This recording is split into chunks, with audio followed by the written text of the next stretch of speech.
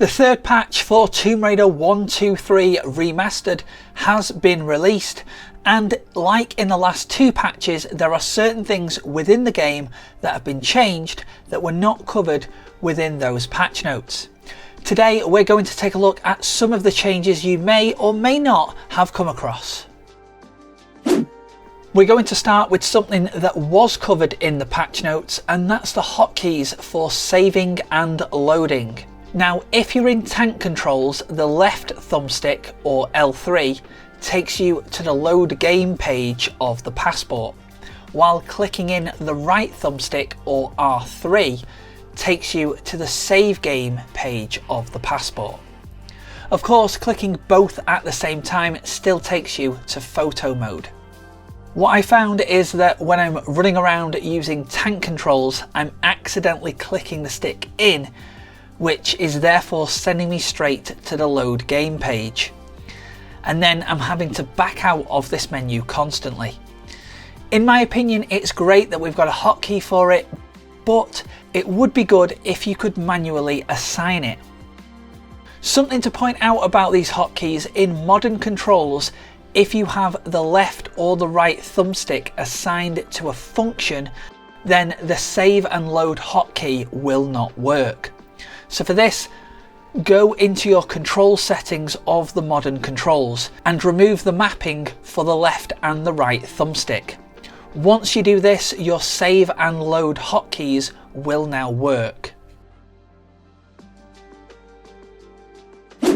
Briefly, I want to mention that photo mode has no new poses. If you're on PC, I did make a video where other poses could have been unlocked, however that method now doesn't work. There are 21 poses unlocked in the game's text file.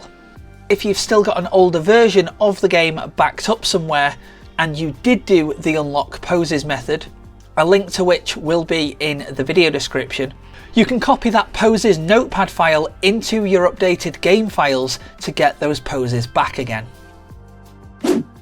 Something else that was a useful feature from previous updates was the ability to quick switch weapons.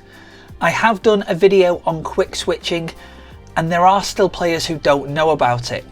I will link to the quick switching guide in a card above, but just to say that all of the button combinations are still the same. However, Lara will now stop running when you quick switch. As you can see here in this example in Title Update 2, I have Lara running forward and I'm quick switching my weapons by holding down the inventory button while running forward and then pressing each of the face buttons to change weapon. But Lara is still carrying her forward momentum and is still running forward. In Title Update number 3, as you can see here, this is now not the case. I can quick switch once and then Lara will stop running. And then to switch her weapon again, I'm not able to do this if I keep the inventory button held down. Nothing actually happens until I release the button and then press the combination again.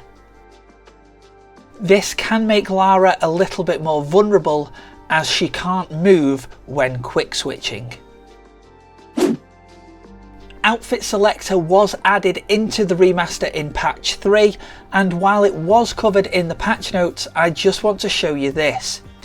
If you change outfit, it will stay on during cutscenes and then into the next level. However, if Lara was to change outfit in the cutscene, such as in the one at the end of diving area in Tomb Raider 2, where she changes into the wetsuit then becomes her outfit in the next level 40 fathoms automatically. But you are then still able to change it if you wish once you have control of her again.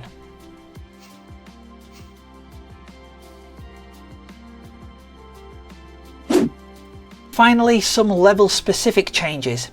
Temple Ruins is now green again compared to Title Update number 2, where it was less of a mossy environment.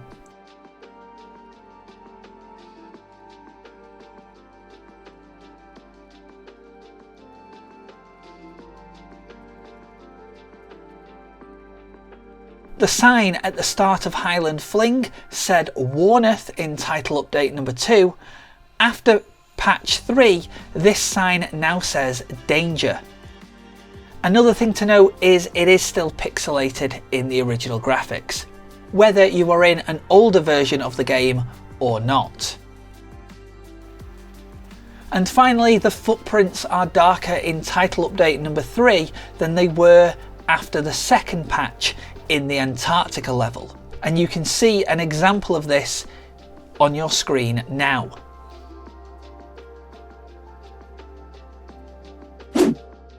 So that's just some things you may have missed in patch 3 of Tomb Raider Remastered. Let me know if you've noticed any of these changes yourself, and also let me know if there's anything that you've found to be different in this update by dropping a comment below. Also, while you're at it, feel free to share this video, and if there is any more news or updates within the game, I will bring them to you as soon as I can.